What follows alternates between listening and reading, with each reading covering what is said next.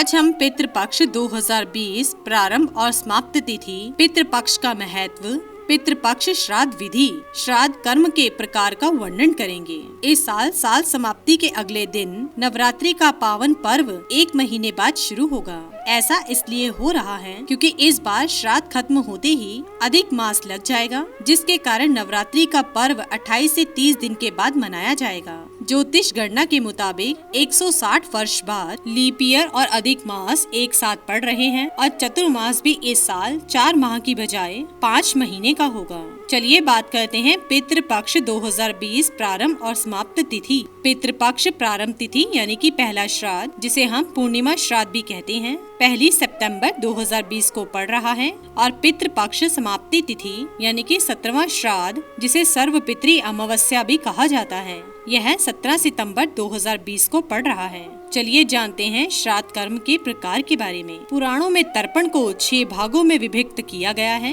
पहला देव तर्पण, दूसरा ऋषि तर्पण, तीसरा दिव्य मानव तर्पण, चौथा दिव्य पितृ तर्पण, 5वां यम तर्पण, छठा मनुष्य पितृ तर्पण। बात करते हैं पितृपक्ष के महत्व के बारे में। ब्रह्मा वैवर्त पुराण के अनुसार देवताओं को प्रसन्न करने से पहले मनुष्य को अपने पितरों यानी पूर्वजों को प्रसन्न करना चाहिए। 5 यज्ञ में से एक यज्ञ है पितृ यज्ञ, जिसे पुराणों में श्राद्ध कर्म की संज्ञा दी गई है। पूर्वजों की आत्मा की शांति और उनके तर्पण के निमित्त श्राद्ध किया जाता है। यहाँ श्राद्ध का अर्थ है श्रद्धा पूर्वक अपने पितरों के प्रति सम्मान प्रकट करने से है। श्राद्ध पक्ष अपने पूर्वजों को, जो इस धरती पर नहीं है, एक विशेष समय में 15 दिनों की अवधि तक सम्मान दिया जाता है। इस अवधि को पितृपक्ष अर्थात श्राद्ध पक्ष कहते हैं। इस दौरान कुछ समय के लिए यमराज पितरों को आजाद कर देते हैं ताकि वह अपने परिजनों से श्राद्ध ग्रहण कर सकें।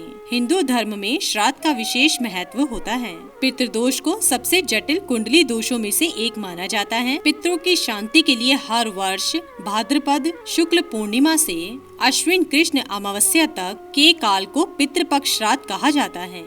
माना जाता है कि जिस घर के पितृ अपने परिवार के लोगों से खुश रहते हैं, उस घर के लोगों को देवी देवताओं का आशीर्वाद भी प्राप्त होता है। शास्त्रों के अनुसार जिन लोगों के पितृ उनसे प्रसन्न नहीं होते, उन्हें पितृदोष का श्राप मिलता है और उस घर के सदस्य कभी भी सुखी नहीं रहते और न जीवन में सफलता प्राप्त कर पाते हैं। इसी कारण से पितृपक्ष में पितरों का तर्पण किया जाता है और उनसे क्षमा याचना भी की जाती है। हमारे देश में बुजुर्गों को भगवान के बराबर महत्व दिया जाता है। इसी कारण से उनके मरणोपरांत उनका श्राद्ध क्रम किया जाता है। अब बात करते हैं पितृपक्ष श्राद्ध की विधि के बारे में। श्राद्ध कर्म के दिन साधक को सुबह जल्दी उठकर स्नान कर बिना सिले वस्त्र धारण करने चाहिए। श्राद्ध पक्ष में व्यसन और मांसाहार पूरी तरह से वर्जित माना गया है। पूर्णत पवित्र रहकर ही श्राद्ध किया जाता है। श्राद्ध पक्ष में शुभ कार्य वर्जित माने गए हैं। रात्रि में श्राद्ध नहीं किया जाता। श्राद्ध का समय दोपहर 12:30 बजे से 1 बजे के बीच उपयुक्त माना गया है।